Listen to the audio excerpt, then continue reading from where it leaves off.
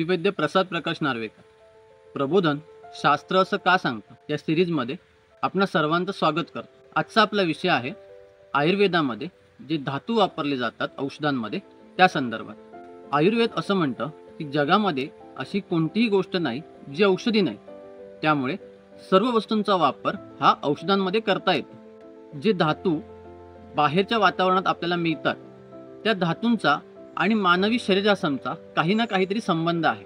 जसं आपल्या शरीरातल्या रक्ताचा लाल रंग आणि लोहाचा असणारा लाल रंग यांचा संबंध, किंवा धातूंमध्ये असणारा कठीणपणा, पार्थिवत्व यांचा संबंध शरीरातले जे कठीण द्रव्य आहेत त्यांच्याशी असतो.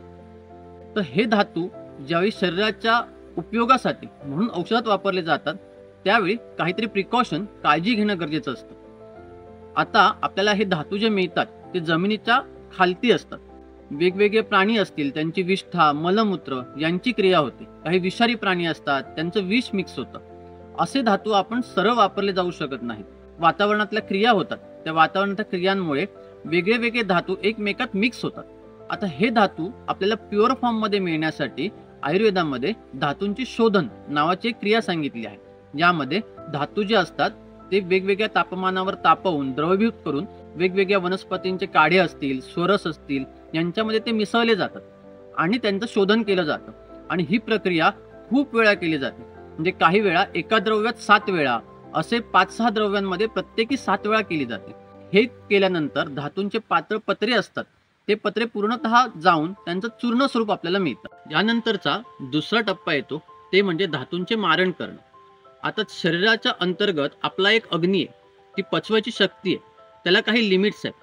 ज्या वस्तू निसर्गामध्ये जशा मिळतात तशा आपण त्या पचवू शकत नाहीत. उदाहरणार्थ जरी आपण तांदूळ जरी म्हटला, ते तांदळावर आपण पहिल्यांदा शिजवतो, त्याला भाजतो आणि त्यानंतर तो भाताच्या स्वरूपामध्ये ज्यावेळी आपण शरीरामध्ये घेतो त्यावेळी शरीरातल्या अग्नीद्वारे त्याची क्रिया होते. म्हणजे कोणत्याही पदार्थाला शरीराच्या अग्नीला साथमी होण्यासाठी बाहेर वातावरणामध्ये काहीतरी अग्नीची क्रिया करावी लागते.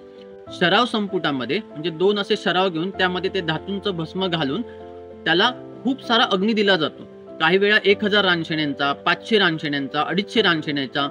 ज्या प्रमाणामध्ये धातूची कठीणता आहे त्या प्रमाणामध्ये असा अग्नी देऊन धातूंचं अगदी भस्म बनवलं जातं.